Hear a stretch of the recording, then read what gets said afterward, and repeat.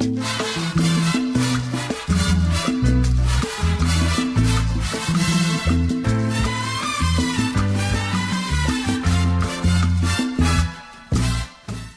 ¿qué tal? Buena tarde, buen día o buena noche a todos nuestros espectadores que nos siguen en este espacio de la Mesa Redonda por parte de la Agencia Informativa Prensa Comunitaria Continental. Hoy tenemos un nuevo episodio, una nueva transmisión de esta serie de debates, esta ronda que tenemos siempre sobre temas específicos de la realidad, política mexicana, nacional, pero también internacional. El día de hoy tenemos un tema importante, no solo por los últimos acontecimientos que se han desarrollado y por las noticias que están a la orden del día respecto a este tema, sino por su importancia en el proyecto nacional que vivimos actualmente, que está en disputa, ¿no? El tema es crisis e inflación. Y bueno, antes de presentar el tema, presentaré a nuestros compañeros que están para debatir en este programa, el cual son habituados ya en el programa. El primero es el compañero Rodolfo, el compañero Alfredo y el compañero Marcos. Un saludo para ustedes.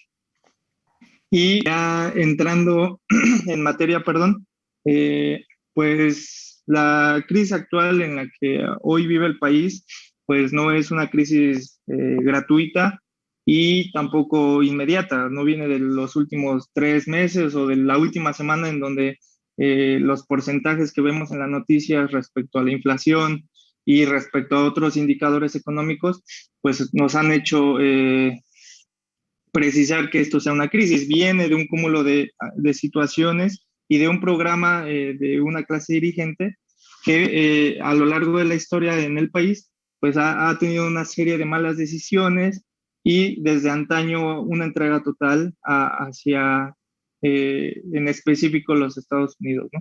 En particular con la firma reciente de los tratados de libre comercio, antes TLC desde el 94 y recientemente TEMEC, ¿no?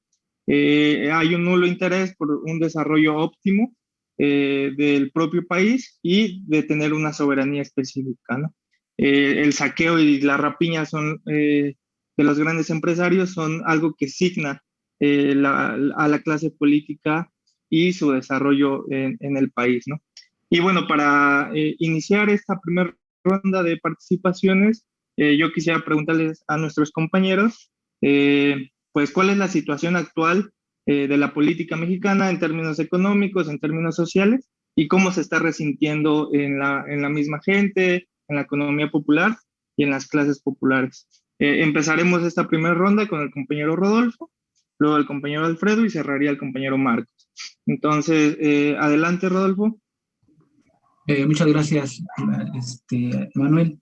Bueno, en la parte económica, lo que podemos ver a nivel nacional es que la economía mexicana da señales de estancamiento, ¿no? Los indicadores que te pueden dar un referente de ello es lo que le llaman el indicador oportuno de la actividad económica, que, bueno, al menos lleva 3 meses contrayéndose de manera permanente, ¿no? En mayo se redujo a 0.19%, en junio 0.14%, y bueno, en esta lógica es una situación reflejo, ¿no?, de malos resultados en tanto la parte comercial, la manufactura, el sector energético y, bueno, parte del debilitamiento del mercado laboral.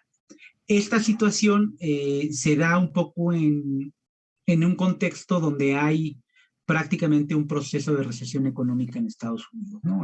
Se habla de un proceso de estancamiento que, en caso de confirmarse esta tendencia que parece que va a ser la recesión en Estados Unidos, sería pues un acto de contagio hacia la economía mexicana, donde veríamos que la economía mexicana estaría cayendo hacia esa tendencia.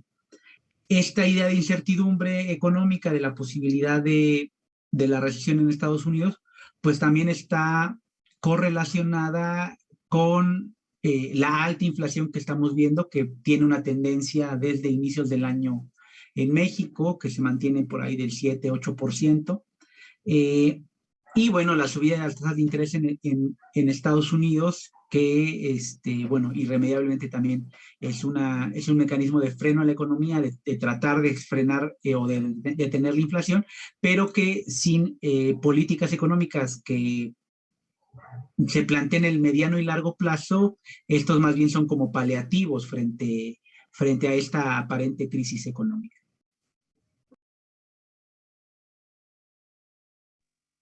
Ok, gracias Rodolfo. Precisamente esta última parte es importante, ya que, bueno, la inflación en el último periodo ha estado en números históricos, 7-8% como mencionas, que no había estado desde hace alrededor de 20 años, por inicios del 2000. Y bueno, también la imposibilidad de acceder a la canasta básica. Hay datos donde más del 30% de la población no puede acceder a los productos de la canasta básica. Y bueno, la mayoría de la población también tiene trabajos precarizados, los salarios no se ajustan a la inflación, etcétera, etcétera. En este sentido, le preguntaría a Alfredo eh, cuál es la situación actual del país, en términos económicos, sociales, políticos, y cómo se resiente en la población. Adelante, Alfredo. Gracias, Emanuel. Bueno, buenas noches otra vez a todas y todos los que nos escuchan, ¿no? Y siguen a Prensa Comunitaria Continental. Es muy bueno que compartan los videos y que hagan, bueno, que difundan esta información, ¿no? La economía mexicana en realidad tiene un problema que ha arrastrado durante todo el periodo de México como nación independiente. Y el problema de la economía mexicana es que es una economía dependiente. Lo expuso Rui Mauro Marini de una manera muy clara. La economía mexicana depende de otras economías para su funcionamiento, ¿no? Está enfocado hacia la producción mexicana y incluso los recursos que tiene la nación mexicana están enfocados a satisfacer demandas de otros lugares y al mismo tiempo, por eso no se produce lo que necesitamos aquí adentro y tenemos que importar algunas cosas que son esenciales para nosotros, como por ejemplo en este momento que importamos maíz, importamos la mayor parte de los granos que consumimos, entonces tenemos ese serio problema, ¿no? La economía mexicana es una economía dependiente. Durante el siglo XIX hubo una pelea por ver si la economía mexicana se anclaba a la economía europea o a la estadounidense, que se resolvió con los liberales anclándola a la economía estadounidense, ¿no? Porfirio Díaz, que también fue propuesto por el Partido Liberal, es el gran artífice del encadenamiento de la economía mexicana, el encadenamiento definitivo de la economía mexicana a la economía estadounidense, y desde entonces hasta ahora tenemos el problema de que la economía nacional nuestra está anclada a la economía estadounidense. Y esto de repente tiene sus altibajos. Por ejemplo, hubo un momento de conflicto en el gobierno de Lázaro Cárdenas, pero a partir de los años 70 empieza una restitución de los lazos de dependencia hacia Estados Unidos y particularmente a partir de los años 90, después de la caída del muro de Berlín, en realidad Estados Unidos se lanza a la reconquista económica de los países latinoamericanos. Esta reconquista económica pasa por México haciéndole un gran daño a la economía mexicana. La economía mexicana hace unos acuerdos que resultan a todas luces desventajosos para México, que es el Tratado de Libre Comercio de América del Norte. Y bueno, todo lo que conocemos como el neoliberalismo, que tenemos una idea clara. Lo que se conjunta en este momento con la crisis que vive México justo en los últimos años, es que hay un ciclo económico, una especie de ciclos económicos que son crisis recurrentes del sistema capitalista. Un economista ruso les llamaba ciclos Kondratiev, o bueno, se les puso ciclos Kondratiev por un economista ruso, Y estos ciclos son caídas muy importantes en la producción y la financiarización de la economía, el cual ocurre en este último periodo. Más o menos empieza un decaimiento de la producción y una financiarización de la economía desde los años 90.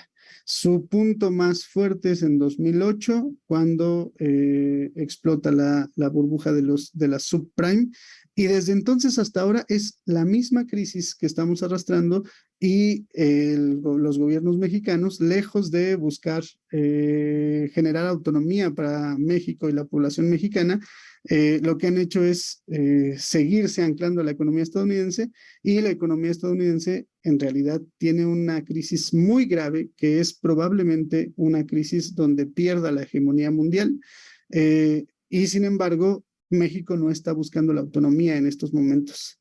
Estamos todavía atados a la economía estadounidense, lo cual resulta un problema muy serio para nosotros. Entonces tenemos que preguntarnos, ¿cuánto tiempo más vamos a seguir anclados a la economía estadounidense y hasta dónde vamos a acompañar a este imperio en decadencia para que nos lleve entre las patas? Entonces, ese es el problema que vemos ahora. En una segunda intervención hablaré un poco más de los impactos sociales, pero hasta este momento ese es un primer punto del que tendríamos que partir para analizar la economía mexicana.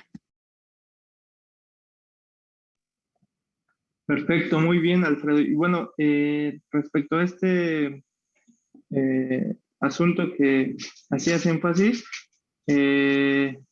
pues es a datos de 2021, pues el mayor socio comercial de México es Estados Unidos, ¿no? Sin embargo, pues con este matiz que pones de dependencia, pues cobra otra relevancia, ¿no? Y es específicamente en la industria manufacturera, en los servicios financieros y bueno, en el comercio, la minería, etcétera, ¿no? Son servicios, son rubros que ejemplifican lo que mencionas al respecto de la dependencia.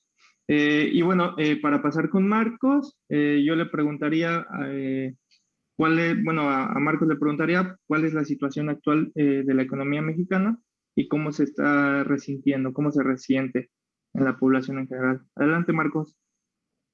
Buenas noches, Emanuel, gracias. Bueno, hay un dato que nos da una idea de cómo está el país y de cómo está la mayor parte de la población. En términos oficiales, se dice que el Producto Interno Bruto por persona, es decir, contabilizando el producto total a partir de su división entre la población mexicana, estaríamos en el nivel de 2014. Es decir, en términos de producción por persona, tendríamos una regresión prácticamente de 7 años. Esto se traduce, por más que se quiera ocultar, en un proceso de empobrecimiento, en la medida que a lo largo de todos estos años, y particularmente los que llevamos en este sexenio, se radicalizó la concentración del ingreso en un sector muy pequeño de la población, mientras la pobreza se extendió y se profundizó entre las clases llamadas bajas y de manera particular en algunas zonas del país. Hay algunos elementos también estadísticos que confirman lo que afirmo. En este asunto de las estadísticas luego hay sus pequeñas diferencias en términos de las contabilidades. Yo cito fundamentalmente al Instituto Nacional de Economía y Estadística, ¿sí? Al INEGI, por encima luego de las declaraciones de algunos personeros, de algunos representantes del gobierno. que tiene sus propios datos, uno nunca sabe de dónde los saca. Entonces, de acuerdo a estas estadísticas, 59.1% de la población se incluye dentro de la clase baja. Poco más del 40% es clase media. La clase baja tiene un ingreso de 11,000 pesos en promedio hacia abajo, y esta clase baja, que representa más de la mitad de la población, ni siquiera puede comprar, ¿sí? Hablando en términos de sus ingresos salariales, el equivalente o lo que es la suma de productos que contempla la canasta básica, que cuesta 11,500. O sea, el grueso de lo que llaman clase baja no tiene posibilidades siquiera de comprar la canasta básica. Lo que llaman clase media, que se sitúa por encima de estos 11,000 pesos, ¿sí? También vive una situación de precarización, particularmente en estos últimos años. La crisis económica, que ya se preveía con mucha antelación a lo que conocemos como la crisis sanitaria, a la pandemia, ya auguraba un proceso de empobrecimiento de la llamada clase media y un proceso de enriquecimiento de la clase llamada alta. Según estas contabilidades, la clase alta, por el nivel de ingresos, que debe ser más de 77,000 pesos, ¿sí? Representa el 1.7%. La clase media, que debería de estar ganando para ser tal alrededor de 22,000 pesos, ¿sí? Representa al poco más del 40% de la población.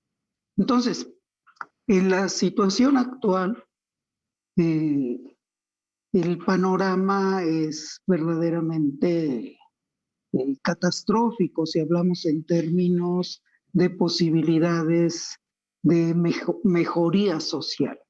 El panorama que tenemos en el periodo inmediato, en que el gobierno actual tiene responsabilidad, es decir, de aquí al 2024, no hay posibilidad de recuperar los niveles de vida que teníamos antes de 2018. Y visto en perspectiva, las posibilidades que tiene el pueblo mexicano de superar sus condiciones de miseria, sus condiciones de precariedad laboral, sus condiciones de violencia en que se desenvuelve, son prácticamente nulas en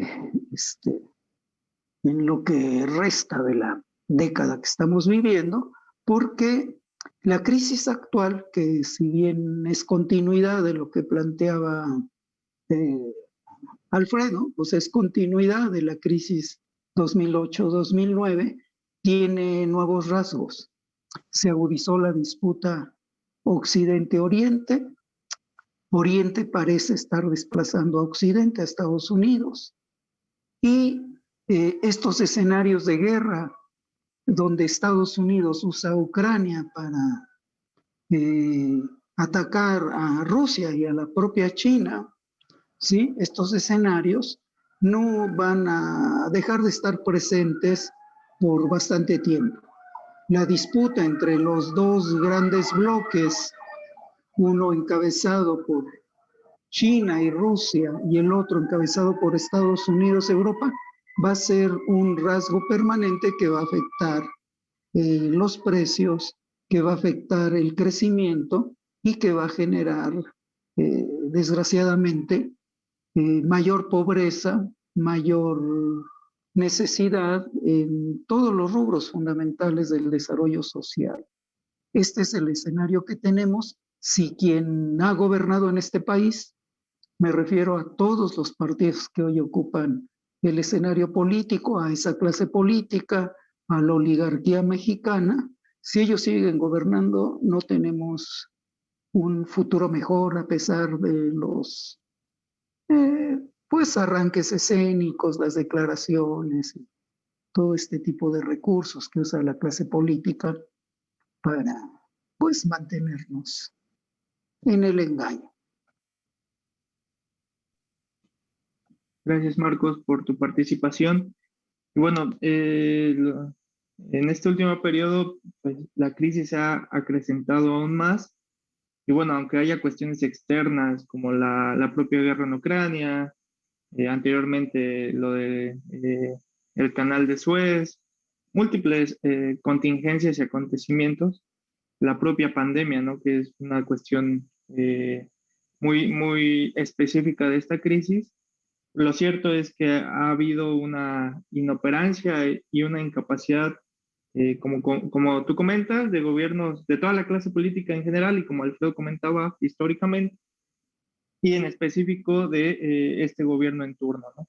Eh, Actualmente, pues se tienen programas presupuestarios para el control de la inflación, el cual, pues, el presupuesto está asignado para los programas sociales como Sembrando Vida, compra de fertilizantes, abasto y adquisición de leche, y el propio subsidio a la gasolina, ¿no? Declaraciones de esta semana del secretario de Hacienda, de la O, menciona que sin el subsidio a la gasolina, la inflación pudiera haber sido peor, ¿no?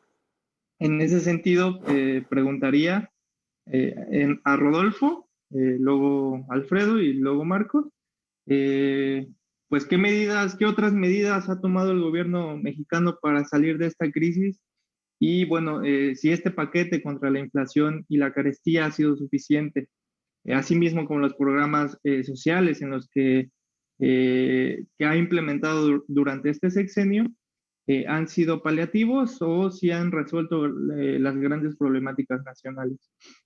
Adelante, Rodolfo.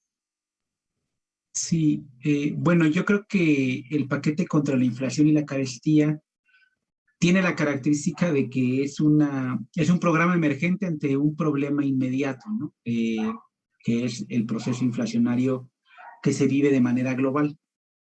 El grueso de los economistas sí consideran que las medidas han sido adecuadas en el marco de la política neoliberal y en el marco de las necesidades de que no se dispare la inflación a nivel nacional. Parte de este programa, bueno, retoma la ventaja de que México es un país productor, que el precio del petróleo y otros combustibles se ha elevado y por eso ha tenido un margen de utilidad para poder destinar al subsidio a la gasolina, al subsidio a la electricidad doméstica, tratar de controlar los precios y congelar las cuotas en carretera, ¿no? Que era parte como de las medidas que de alguna manera se anunciaron con este programa. De manera tímida se ha llamado a tratar de más que un control de precios, de buscar un pacto con las empresas para limitar el aumento de los precios, pero bueno, si bien esto en un primer momento, que fue en abril cuando se anunció este paquete, rápidamente hemos visto que no ha sido suficiente, ¿no? El aumento de los precios es importante, lo vemos cada semana como la canasta básica va aumentando, y en el contexto de la confrontación Oriente-Occidente, como lo comentaba Marcos, bueno, la situación de guerra pone en entredicho el mercado de granos, ¿no? Por un lado, el posible aumento a los precios de fertilizantes y el bloqueo a uno de los principales productores, que es Rusia, y bueno, esta idea de la especulación en granos que en el marco de la guerra podría aumentar o disparar los precios de los granos, ¿no? Eso ya lo vemos en el marco del aumento a la tortilla, esta idea de ver cómo se está especulando con los precios de la misma. Y bueno, este programa en realidad es una acción de muy corto plazo, tiene resultados adecuados, pero pareciera que frente al proceso de crisis que se está construyendo, va a tener va a tardar, no va a poder sostenerse en el tiempo por la presión que hay a nivel internacional. Creo que si no hay políticas de más largo plazo que garanticen, ¿no? Un cambio en el patrón de acumulación, vamos a ver cómo la crisis prácticamente va a golpear el bolsillo de los mexicanos. Y bueno, los pocos programas que se han hablado del gobierno mexicano, que tendría que ver con medidas estratégicas de un gobierno que llegó desde 2018, como es el caso del programa de producción para el bienestar, pareciera que sus alcances son insuficientes, ¿no? La política social que ha desarrollado el gobierno federal más bien ha centrado su desempeño en las transferencias económicas, pero no vemos políticas que apunten a esto que comentaba Alfredo de, bueno, tratar de frenar o de distanciarse de mecanismos de dependencia económica, y más bien se siguen ocupando las políticas económicas de siempre, ¿no? Austeridad, disciplina fiscal, control de la tasa de cambio, ¿no? Entonces, pareciera que el programa o las medidas del gobierno federal, si bien podría decirse que han sido adecuadas, aunque ahí también hay un debate abierto, por lo menos no pareciera que si no hay un cambio profundo en la política económica, van a durar muy poco sus efectos. Ok, Rodolfo, gracias por la participación. En este sentido, consideraría que pues a 3 meses, poco más, 3 meses de la implementación de este programa, más o menos por mayo, evidentemente es un paliativo y la propia inflación viene sostenida de al menos 8 o 9 meses a este nivel, ¿no? Como se comenta, del 7-8%. Los precios se han disparado de la canasta básica, ¿no? Y en ese sentido se ha resentido en las propias economías familiares, populares, etcétera, ¿no? Considerando esto, yo le preguntaría al propio Alfredo, ¿qué otras medidas ha tomado el gobierno mexicano para salir de esta crisis? Y bueno, respecto al propio programa de asistencia y al de asistencia social, como meros paliativos o si han resuelto los grandes problemas nacionales. Adelante, Alfredo.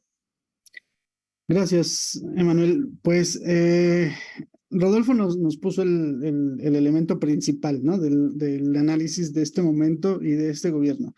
Nos puso los comentarios que se hacen por muchos economistas académicos de muchos lugares, en donde afirman que la política económica de Andrés Manuel es correcta, ¿no? De ellos lo dicen así, lo señalan como la política correcta. Porque están pensando exactamente en el marco del neoliberalismo, y Rodolfo lo señala perfectamente, es en el marco del neoliberalismo donde su política es correcta. ¿Qué tiene de correcto la política de Andrés Manuel? Bueno, pues una es que no rompe con Estados Unidos, ¿no? Incluso estrecha lazos con Estados Unidos, y el siguiente punto es que intenta controlar la inflación, ¿no? Por medio de hacer los subsidios a la gasolina y estas cosas.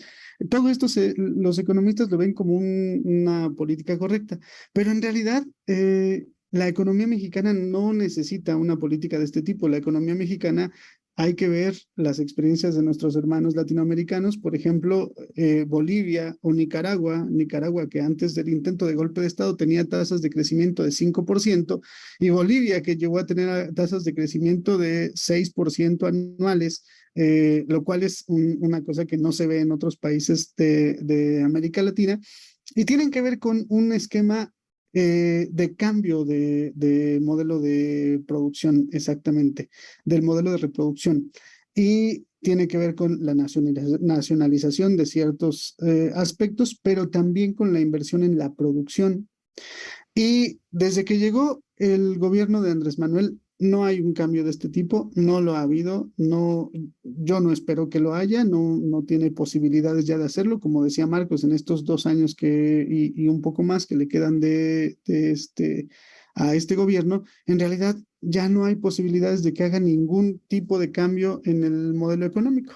Está casado con ese modelo económico, él mismo lo afirmó, que el neoliberalismo podría funcionar si se hace bien, decía el mismo Andrés Manuel. Entonces, ese es su paradigma, no tiene otro paradigma. Entonces, habría que empezar a pensar cómo vamos a perfilar una nueva política económica en México que tenga que ver con un cambio en el modelo de reproducción. Y ese modelo de reproducción, por ejemplo, Andrés Manuel llega al gobierno y empieza a repartir apoyos sin fines específicos a las poblaciones más desprotegidas.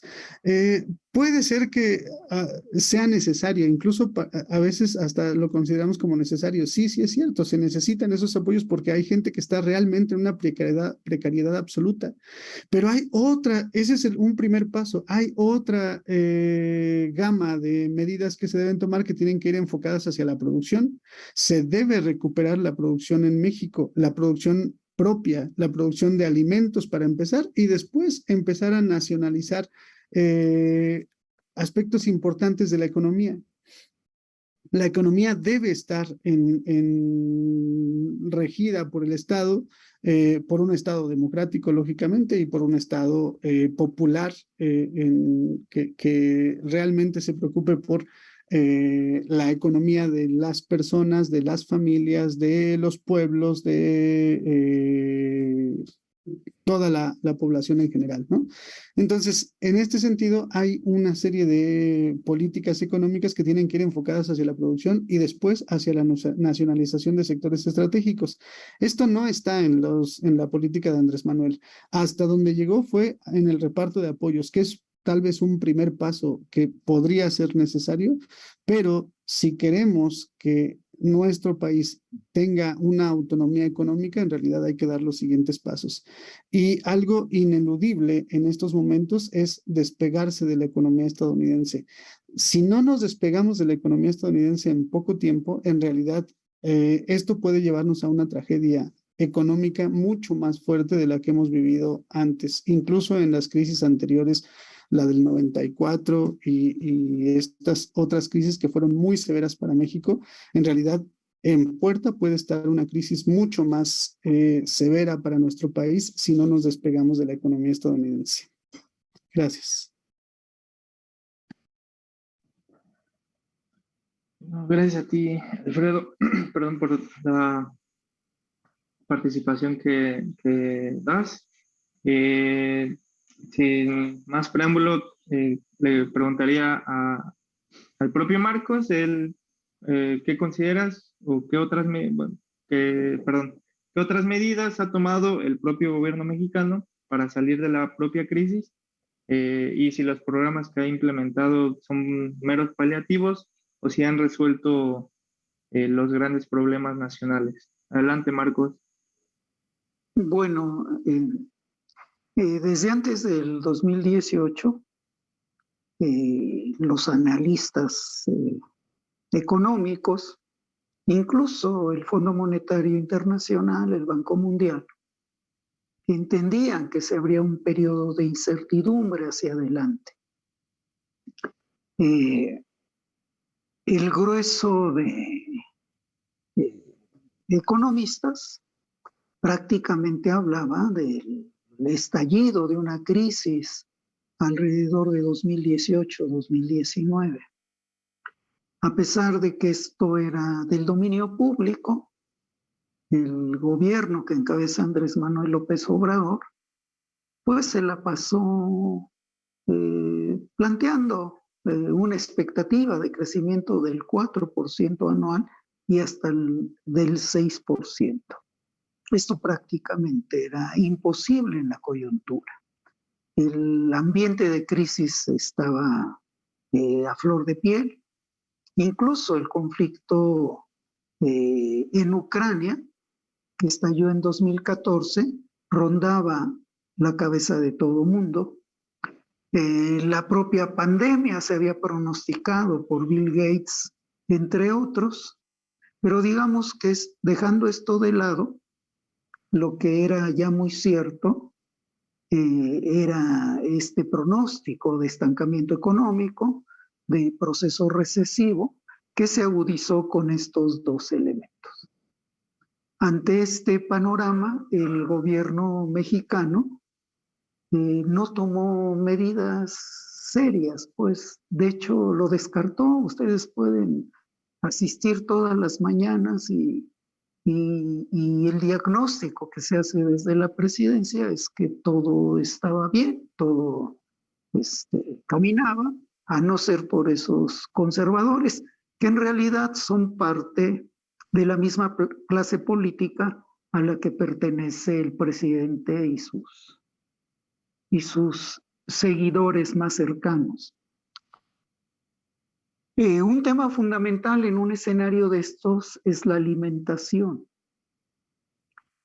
Hoy mismo, ayer, se acaba de anunciar que tenemos mayores problemas en términos de las extensiones sembradas de maíz. En el primer semestre se espera una producción menor a la del año anterior.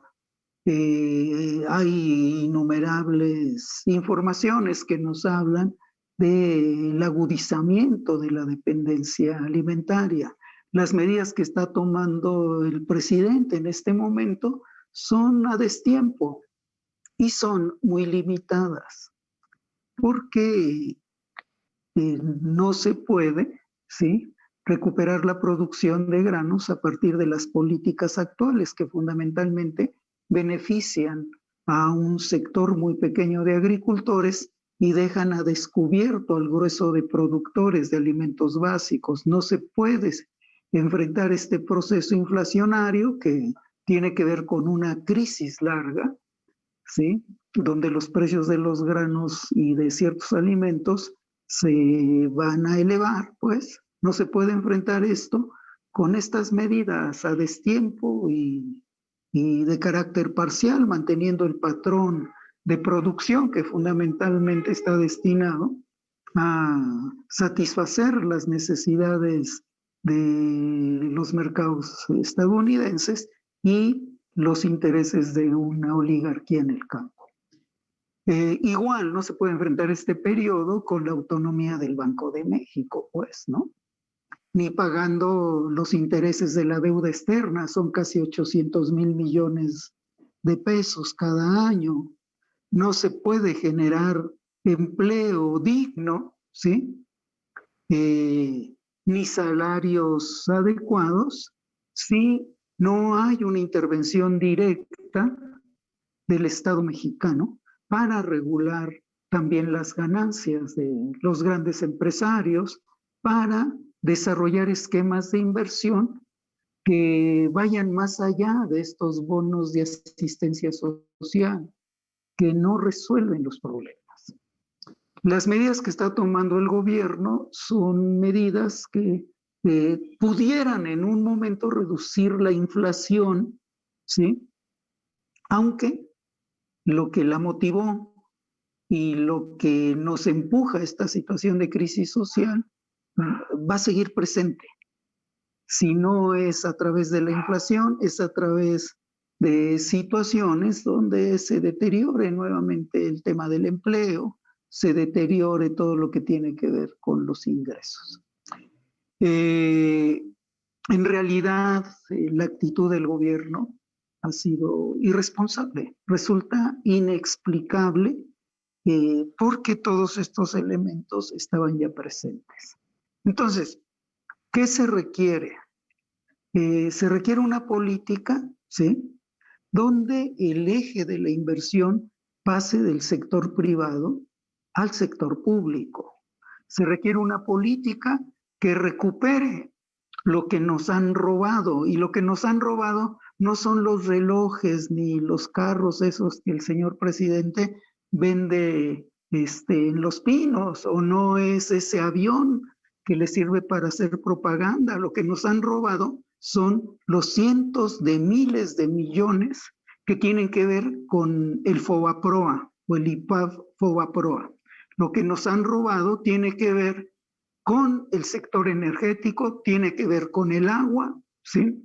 Tiene que ver también con un conjunto de concesiones que han entregado el grueso del territorio nacional a manos privadas, pues nada de esto se enfrenta con estas reformas simuladoras como la que planteó en términos, ¿sí?, de establecer límites a la inversión privada en el área energética, particularmente en el rubro de electricidad y en algunas áreas de la producción y refinación de hidrocarburos. Todo esto son medidas cosméticas. El señor presidente y su gobierno no asumen estos problemas porque ellos son, de alguna u otra manera, ¿sí?, partícipes del problema. Es decir, ellos han sido, como parte de la clase política, corresponsables con esta situación de emergencia que está viviendo el país, ante la cual ellos proponen seguir haciendo lo mismo, con pequeños paliativos que no mejoran lo que estamos viviendo. Es previsible que empiecen a surgir grandes protestas. Aquí hay que tener cuidado para que el sector más derechista de la derecha, o sea, yo creo que el gobierno actual es un gobierno de derechas, ¿sí? Bueno, hay sectores más a la derecha, hay que tener cuidado para que no capitalicen el descontento. Es necesario que se vayan ya ellos por el bien de los mexicanos, de las mexicanas. Es necesario poner ya fin a todo esto que, pues, de alguna manera tiene 500 años y que en el último periodo se radicaliza en la medida que el gobierno actual es copartícipe del proceso de recolonización de nuestro país, del proceso de despojo de nuestra riqueza, que no la produce Carlos Slim, ni la produce este señor neoconquistador, cínico y racista, clasista, que se llama Salinas Pliego, Ricardo Salinas Pliego, que además es partícipe de las políticas del gobierno actual. Gracias. Gracias a ti, Marcos, por tu participación. Pues ya pasemos al siguiente tema, que es precisamente este, ¿no? De cuál salida se propone, cómo podemos desde las propias organizaciones, los grandes movimientos sociales, darle salida a esta crisis, ¿no? ¿Qué se propone y cómo implementarlas, ¿no? Ya que pues muchas veces solo se comenta lo que se tendría que hacer, pero creo que es un paso más importante es también cómo poderlas implementar. Y en este caso hay una propuesta de 10 puntos para restablecer las bases mínimas de justicia, soberanía, democracia, bienestar y desarrollo económico nacional. Como comentaba Marcos, la propia derecha, las propias élites están ahorita, es una inquietud importante no estar anclados ahorita a Estados Unidos por esta misma recesión, pero sus propuestas son mayor inversión privada, mayor desarrollo de las grandes empresas que están presentes en México. Sin embargo, pues desde las propias organizaciones, ¿qué se propone? ¿Cuál es esta propuesta que está en marcha ya? Y bueno, comenzaría esta última ronda con Rodolfo. Entonces, adelante, Rodolfo. Sí, bueno, algo que se ha venido discutiendo desde diferentes organizaciones y movimientos sociales tiene que ver con un encuentro que se realizó hace unos días en Cancún, Quintana Roo, donde era un encuentro de pueblos originarios y afrodescendientes, donde se planteó una serie de 13 puntos para responder, ¿no?, al nivel de crisis, y con esta idea o este distanciamiento de las medidas correctas de lo que plantean los economistas, y que más bien tiene que ver con atender de manera inmediata pues los problemas generados por la crisis y bueno, por los 30 años o más de 30 años de neoliberalismo que hemos venido sufriendo en México. Entre las propuestas se encuentra la idea de la renacionalización de la industria energética y eléctrica, que tiene que ver con esta idea de recuperar los bienes comunes y nacionales, de aprovechar la renta que evidentemente sigue siendo como negocio para pues en el marco de un mercado específico, pero con una idea de ponerlo al servicio de la población. Tiene que ver también con un problema que es importante en el marco de la crisis global, como es los recursos hídricos, y se plantea la recuperación de estos. Y bueno, algo que ha quedado pendiente en este gobierno y que es un problema que en el marco de la crisis está presente, que es la necesidad de construir un plan nacional para la soberanía alimentaria y la autosuficiencia, que tiene que ver con plantear políticas económicas de reactivación del campo, de recuperación de las tierras inútiles y bueno, de cuestiones como la recomunalización y recolectivización de la tierra, ¿no? Bueno, entre otras cosas, también se habla de la necesidad de un aumento salarial de un 25% y, bueno, un control de precios, más que un acuerdo con empresarios, de la canasta básica. Bueno, estas medidas que parecen inmediatas tienen que ver con incluso la posibilidad de la suspensión del pago de la deuda, que en el marco de la crisis sanitaria se planteó para los países pobres y que México no optó, ni siquiera presionó para esa posibilidad frente al nivel de endeudamiento y de pobreza que tiene. Entonces, esta idea de la suspensión del pago de las deudas, aunque es una medida potente, también es de rápido efecto que podría aportar beneficios reales para, evidentemente, las personas de los países pobres, podría reencauzar las finanzas públicas y, bueno, paliar el problema de financiamiento público que está presente, ¿no? Parte de las medidas de austeridad que han venido sosteniendo este gobierno tienen que ver con la incapacidad de financiarse el Estado mismo, ¿no? Y en lugar de plantear una reforma y una regulación del mercado financiero, prefiere acortar el impacto de la intervención del Estado mexicano y, bueno, recortar recursos para áreas importantes, tanto para el desarrollo social como el impulso de la actividad productiva. Muy bien, Rodolfo,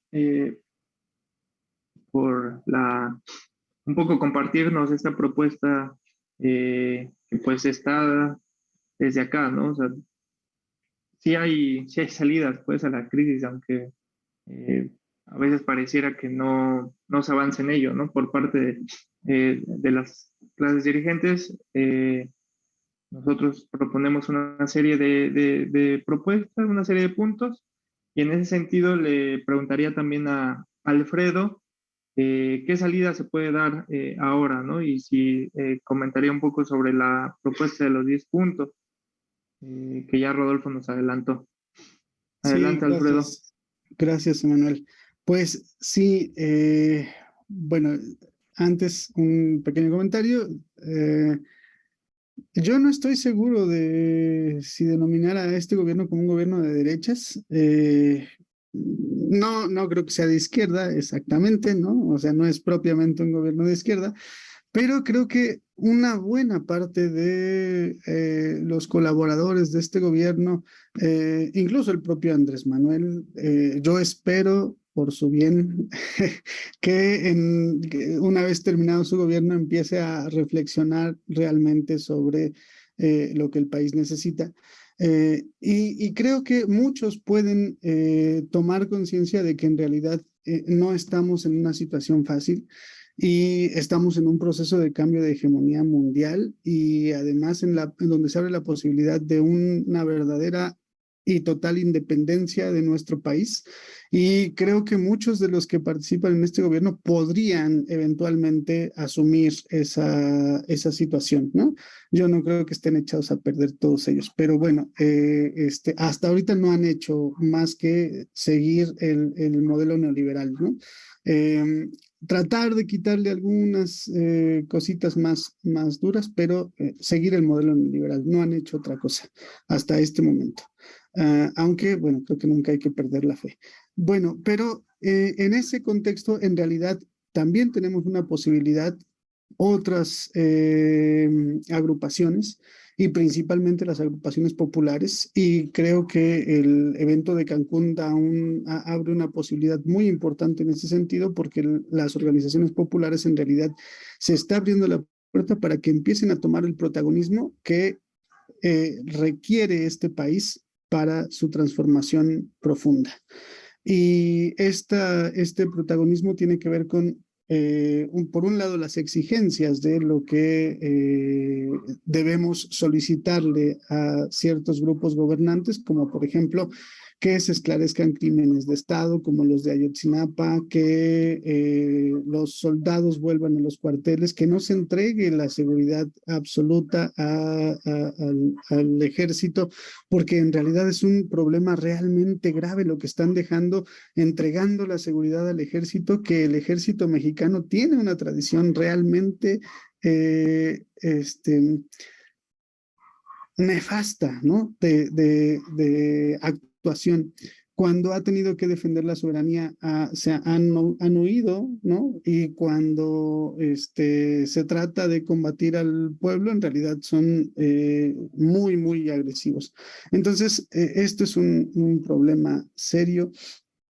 Entonces, las organizaciones populares sí deben salir a la escena pública y deben empezar por esto, pero eventualmente tendremos que llegar a una confluencia muy grande de organizaciones populares que nos permita plantear un programa de gobierno realmente transformador. Y el programa de gobierno no está totalmente contenido en los 10 puntos, pero tiene una base muy buena que puede partir de estos 10 puntos, que van desde las situaciones más superficiales que tienen que ver con el esclarecimiento de crímenes de Estado, y van pasando por cuestiones como abrogación de la reforma laboral, que es una reforma laboral que solamente da continuidad a las reformas laborales neoliberales de Calderón y Peña Nieto, que además, a partir de la crisis que estamos viviendo, abre la posibilidad de que planteemos seriamente la moratoria del pago de la deuda y además el desconocimiento del FOAPROA-IPAP, y a partir de eso, en realidad, podríamos plantearnos un cambio en el modelo de reproducción económica, el modelo de reproducción económica de nuestro país. Entonces, creo que sí es importante que empecemos a discutir estas cosas, discutamos profundamente estos 10 puntos, empecemos a llegar a acuerdos en grandes sectores. Creo que hay muchas posibilidades para que las organizaciones sociales en realidad empecemos a tomar el protagonismo a partir de esto y, bueno, a partir de la discusión de temas como estos, y planteemos abiertamente que es necesario una asamblea constituyente para nuestro país. Gracias. Gracias, Alfredo. Bueno, precisamente estos ejercicios son parte de ese debate que hay que seguirlos realizando. Y bueno, creo que el llegar a acuerdos, pues, es precisamente para avanzar en las propuestas que se tienen, ¿no? Creo que, como esta última parte, le preguntaría a Marcos, sé que va a responder algunas otras cosas, pero respecto a la salida que se dan desde las propias organizaciones, eh, ¿cuál es la propuesta que ahorita se tiene en puerta y cómo se pretende implementarla? Adelante, Marcos. Bueno, digamos, cómo enfrentar la crisis tiene que ver con un proyecto político, con una propuesta de acción política. Las medidas económicas en realidad obedecen a proyectos, pues, ¿no? Y creo que particularmente la clase política mexicana en su conjunto y los grandes empresarios tienen una postura política, ¿sí?, que se traduce en su proyecto económico de carácter antipopular. La firma del TEME, que pone de relieve esto, da continuidad a un proceso de ocupación neocolonial de nuestro país y vuelve a revivir la línea de demarcación entre los que están por la nación, por el pueblo, y los que son antinación, y también los que son antipueblo. Creo que ahí hay una línea de demarcación. La gente que está en el gobierno actual tomó un lugar, ¿sí? Y tomó el lugar de los antipueblo, de los antinación. Bueno, pues a lo mejor suena muy duro eso de decir que son de derechas. Podríamos decir que son de centro derecha para no escucharnos tan brutales, pues, ¿no? Y bueno, todo gobierno de centro derecha tiene una ala izquierda. En el caso del gobierno actual, esta ala izquierda, que viene principalmente del PRD, con las costumbres del PRD, es relativamente pequeña y secundaria, pues, ¿no? Hablando de quienes conforman el núcleo de este gobierno. Si ustedes revisan el grueso de gobernadores de Morena, pues son del PRI o son del PAN, pues, ¿no? Si ustedes revisan el pasado proceso de nombramiento de consejeros de Morena, pues no fue precisamente el ala izquierda, que es una izquierda muy deslavada, muy socialdemócrata, la que ganó el bando de derecha, que principalmente está conformado por los priistas, por perredistas y no pocos panistas. Si ustedes revisan el gabinete del señor presidente, pues bueno, empezando por él, es un agente priista, ¿sí? Neopriista, si quieren, para que no suene tan duro, y revisen uno a uno de sus integrantes, pues, ¿no? El que aparece como menos aristocrático, ¿sí?, menos de esta élite criolla, que es Monreal. Recuerden que propuso una reforma al artículo 27 constitucional, aún más lesiva que la que generó Carlos Salinas de Gortari. Revisen al canciller, a Ebrard, de dónde viene, a la propia Claudia. Revisen a la señora Cloutier, que de alguna u otra manera pues ha tenido relación laboral con Alfonso Romo. Revisen quién es Alfonso Romo, que es el que diseñó mucho de los programas asistenciales. Revisen quién es Esteban Moctezuma Barragán, el propio exrector de la Universidad Nacional Autónoma de México, el señor Villalobos, que es agente de Monsanto, y así, o sea, si ustedes revisan, incluso la secretaria del Trabajo, que sigue las indicaciones de su padre, que está detrás de esta reforma laboral, que en realidad lo que hace es electoralizar el proceso de toma de decisiones en sindicatos, es decir, hace una réplica de este régimen partidocrático que pues tiene severos problemas. Entonces, eso es parte de la plática más adelante, pero sí es importante marcar una línea clara de deslinde, de separación entre los proyectos de los diversos grupos de la clase política y los proyectos que tiene que asumir un proyecto popular, realmente popular, ¿sí? Y para esto el proyecto popular tiene que plantarse frente a la oligarquía, frente al imperialismo estadounidense y frente al gobierno actual. Esto tiene que ser en las luchas del magisterio. Estamos frente a un proyecto que reproduce en lo fundamental los contenidos neoliberales de la educación y la cultura que vienen desde hace 40 años, para no hablar de otras fechas. Tenemos que hablar de otras políticas de corte internacional, luchar por formar un frente internacional ante la deuda, ¿sí? Y tenemos, entre muchas otras cosas, no hay tiempo aquí para tocarlas todas, ¿sí? Además de autorreconocernos como una nación de raíces propias, indígenas, además de esto, tenemos que organizar la lucha por la presidencia desde los movimientos populares, desde una izquierda antioligárquica, desde una izquierda antiimperialista y de una izquierda que le apuesta a la ciudadanía democrática, al poder popular, al poder comunal.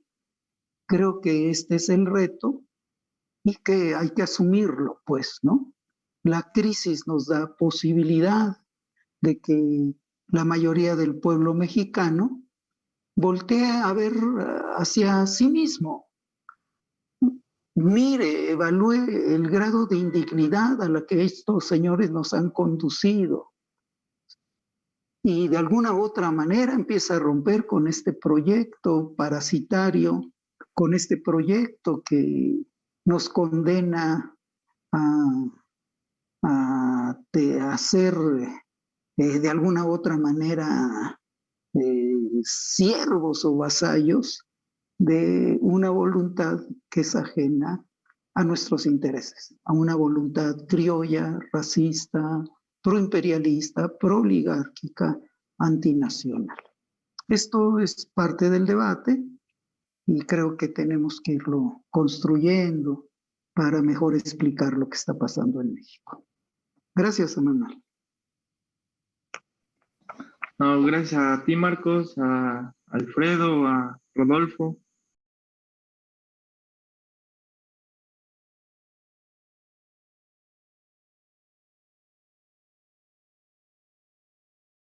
A efectos de este programa, pues daríamos por terminada la discusión.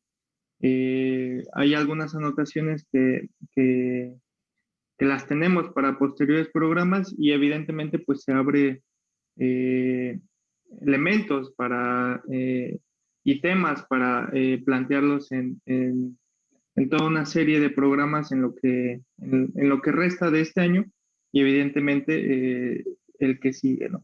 Creo que este ejercicio de la mesa redonda, desde la propia agencia informativa, así como las coberturas que se le han estado dando a los últimos acontecimientos, de suyo muestra todas las actividades y las acciones que desde ciertos sectores populares, como se ha comentado, se han avanzado, ¿no?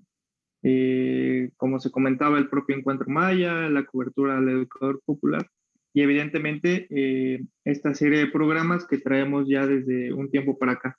Les agradezco su participación. También, como comentaba Alfredo al principio del programa, es importante que se socialicen estos materiales, que puedan compartirlos en redes sociales, que puedan pues suscribirse, darle me gusta a las páginas, tanto de Facebook como de YouTube, para poder seguir teniendo estos materiales pues a la mano y poderlos difundir y compartir en todos los núcleos y en todas las organizaciones a las cuales tenemos trabajo. Pues yo me quedaría como con esta última parte de, pues mientras la propia crisis, la inflación está al 8% y la inversión extranjera sube exponencialmente, con el aumento de la canasta básica de productos alimenticios, de higiene, etcétera, que han aumentado su valor y el poder adquisitivo no hace posible que podamos adquirir estos productos, así como la propia continuidad del proyecto neoliberal y la aplicación de todas estas reformas estructurales que vienen de periodos anteriores. Yo me quedaría como sector organizado. Tenemos que pues irrumpir en esta coyuntura, ¿no? Donde hay una especie de marasmo, una especie de conciliación también, y bueno, construir esta plataforma independiente de la propia clase política, ¿no? Del propio sistema de partidos, ¿no? Yo me quedaría con esa reflexión final, conclusión a la que hemos llegado, a la que yo he llegado con la discusión que se ha tenido aquí, ¿no? Entonces les agradezco su participación. Si hay alguna conclusión también de ustedes, brevemente pueden vertirla. Si no, nos veríamos hasta una próxima emisión de este programa de la Mesa Redonda y les agradezco mucho su participación.